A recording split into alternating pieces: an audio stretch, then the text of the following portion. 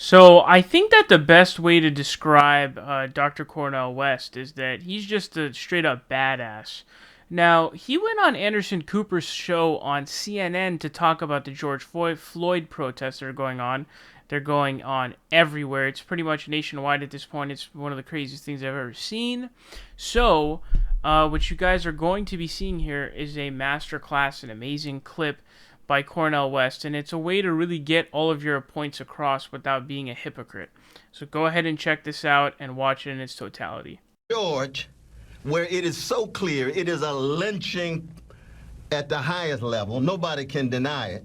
And I thank God that we have people in the streets. Can you imagine this kind of lynching taking place and people are indifferent? People don't care? People are callous. You have just a few people out there with signs. I recall the moments in which during the Reagan years, there was a few of us out there. In the 60s, you had masses out there. Now you've got a younger generation of all of these different colors and genders and sexual orientations saying, we won't take it any longer. But you know what's sad about it though, brother? At the deepest level? It looks as if the system cannot reform itself.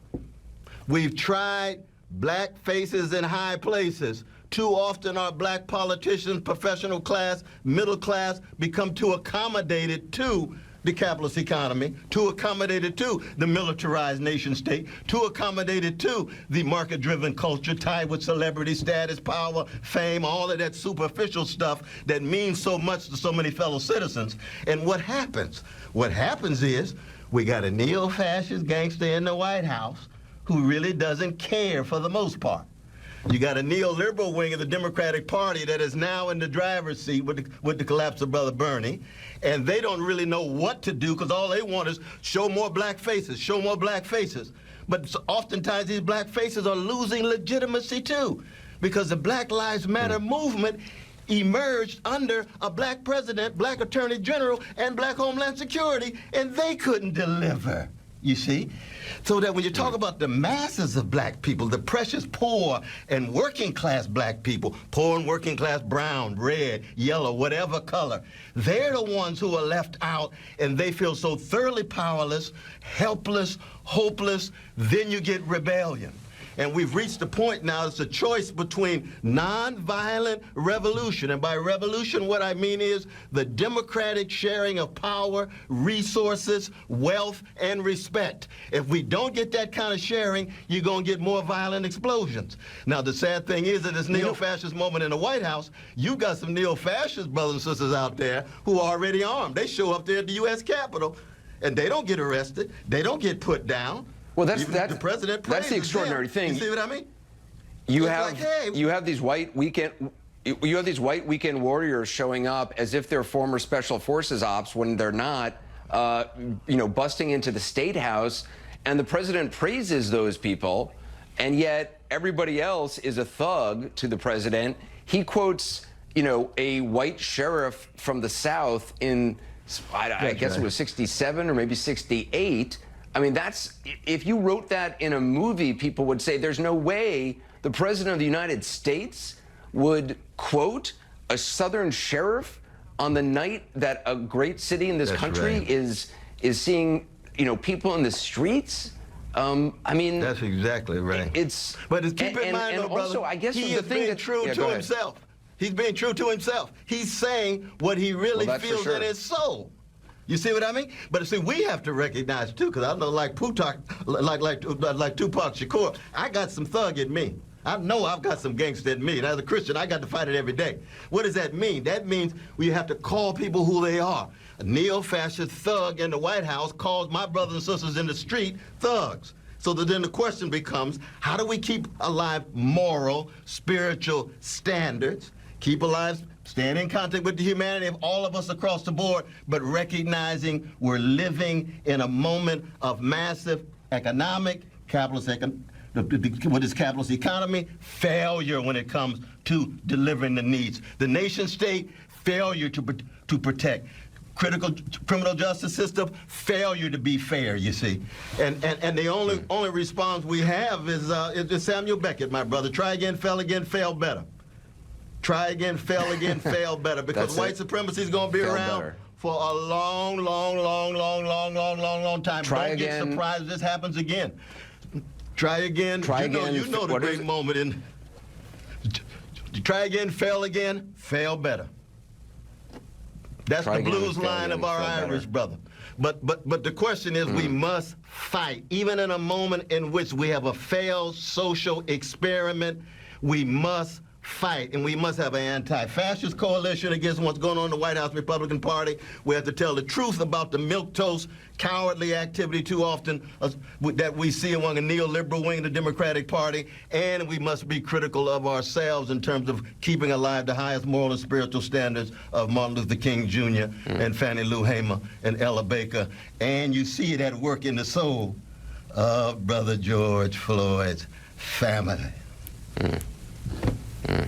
Dr. Cornell West, I appreciate your time tonight, and Love you though, I'd like to brother. talk You to stay more. strong, man. Thank you. Now, I think that the most important part of what he really said there was kind of going after the neoliberals, because we all know that Donald Trump is, like you said, is this kind of gangster type of person. We all know that kind of aura that comes with him and what he is and who he is. But when you have enablers and people like Pelosi and people like that, they're really the main problem at that point.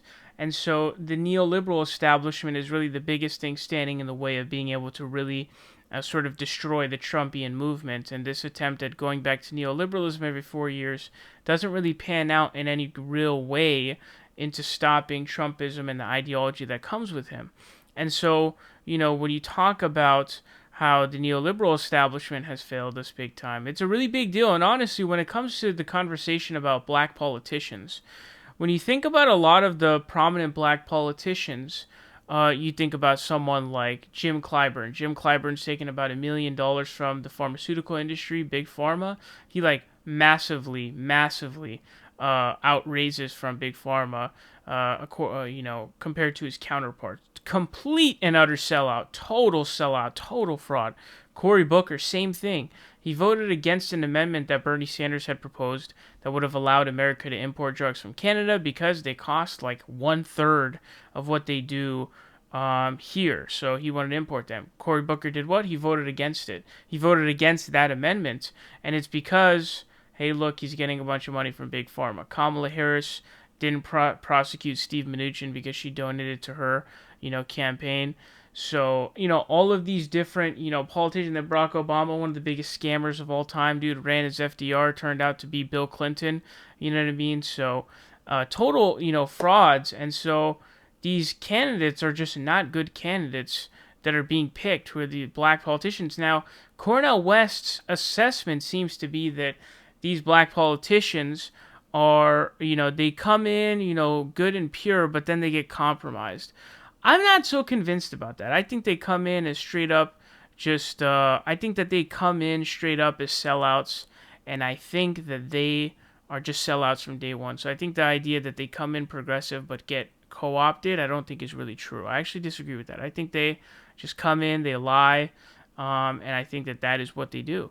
Someone like an Elizabeth Warren as well, for example. All of these different folks, Hillary Clinton, your Bill Clintons, all of these people are all part of the neoliberal establishment. And I think that is the most important piece that he brings there, because there's no real solution to any of this without getting rid of the current neoliberal establishment. It's the only way to actually fixing this problem. And his comments about how protesters are very diverse, I actually wanted to say something that I really noticed was that, the protesters are actually really diverse. In fact, in a lot of these protests, there will be more white people than there are black people, which is, I think, probably a big shift. That I wasn't really paying attention to the Ferguson riots at the time. It was a long time ago. But from what I've seen, even a footage of protests afterwards, there were it seemed to always mostly be African Americans. But now that seems to have shifted. So that's also a very interesting observation that he makes. But amazing clip from Cornel West once again. I could listen to this guy talk for 10 hours, and he's got a way with storytelling that always keeps you really interested and really pulls you in, which is what's really fascinating about Cornel West. So I hope you guys enjoyed that clip.